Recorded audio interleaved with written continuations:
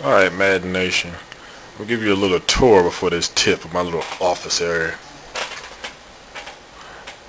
Here's my laptop.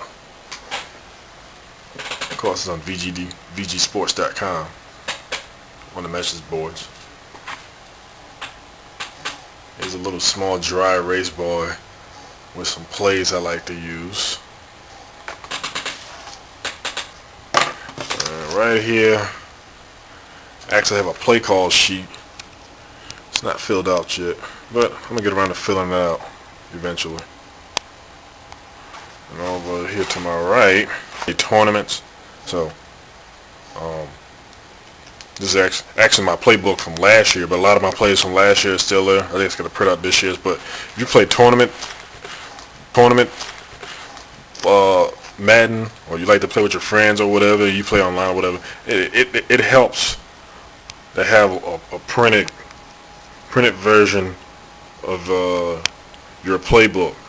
This way, you know, you get ideas. You take the playbook around with you, like I do, and get ideas when you're not really doing a whole lot.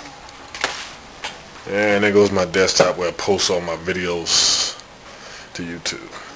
Now to the main event. Today's tip is how to stop the Wildcat. Let me set this up right here for a minute. Set this camera up.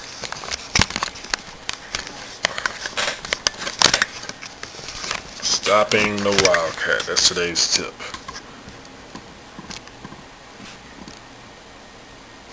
Uh-oh, that's not bubble.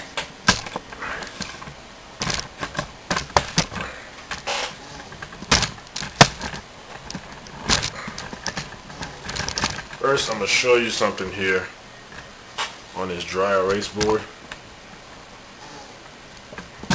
Because I like my dry erase board and I like to show people stuff on my dry erase board.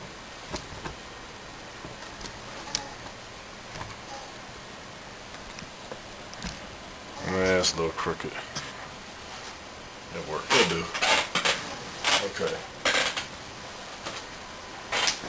Online, one of the problems I was having when I played in a GameStop tournament was stopping Wildcat. I had to come up with a defense because I knew everybody was going to abuse the Wildcat once Vic went to the Eagles, especially a team like the Eagles. I'm not sure if the Vikings still have that backup Tavares Jackson. I'm not sure if they still have him on their desktop, so it's their threat too.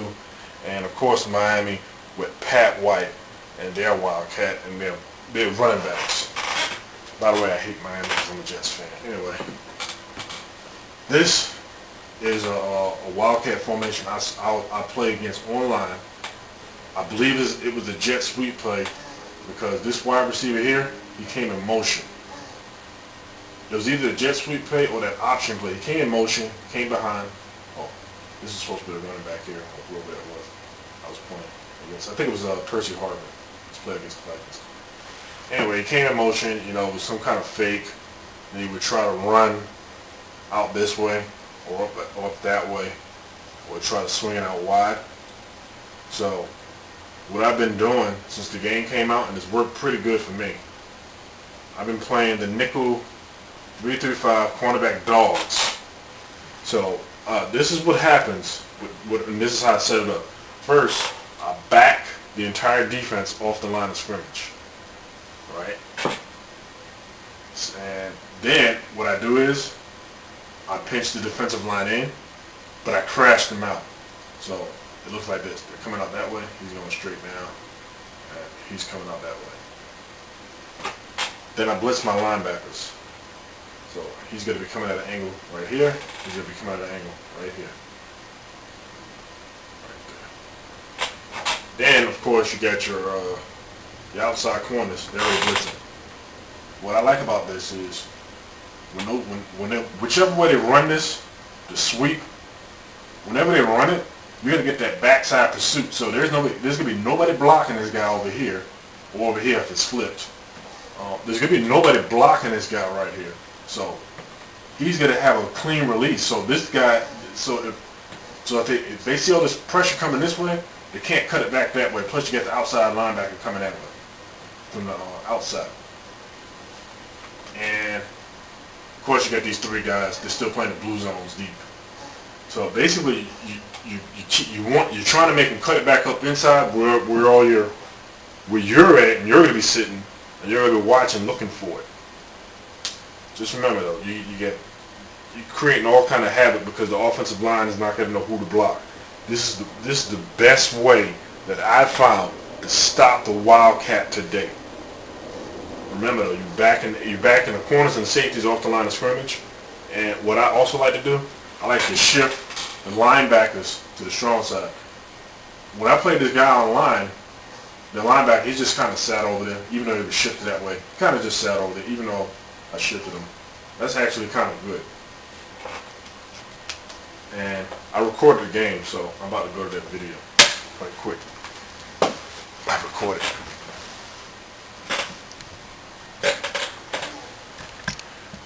Give me a second to adjust this camera.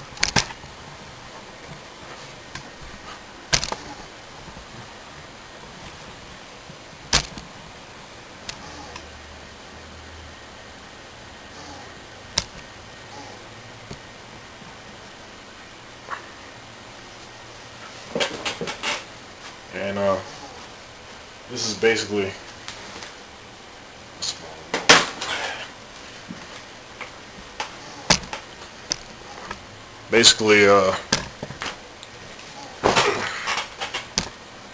this is what it looks like pre-snap.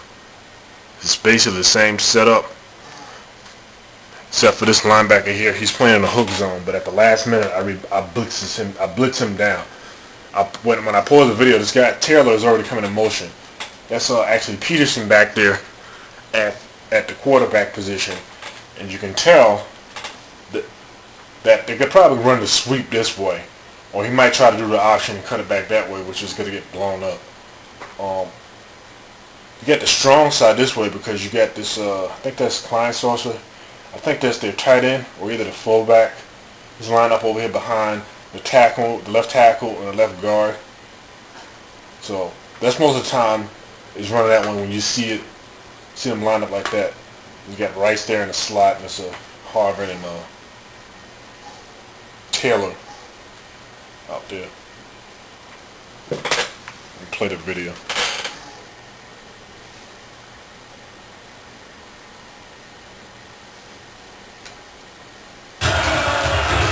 Straight to the back.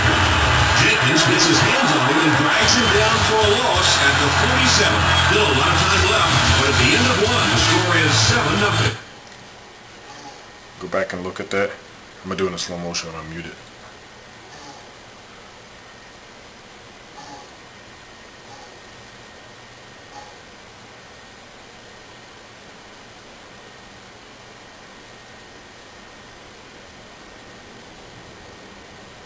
There's more plays on him I'm going to break down in a minute because he used the Wildcat the entire game. See how he sweeps? Then, hold on. Messed it up. Let me go back one more time.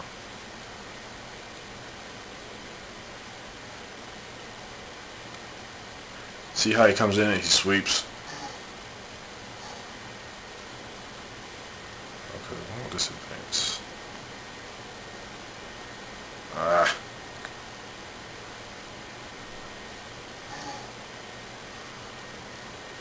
Give me a second. Technical difficulties.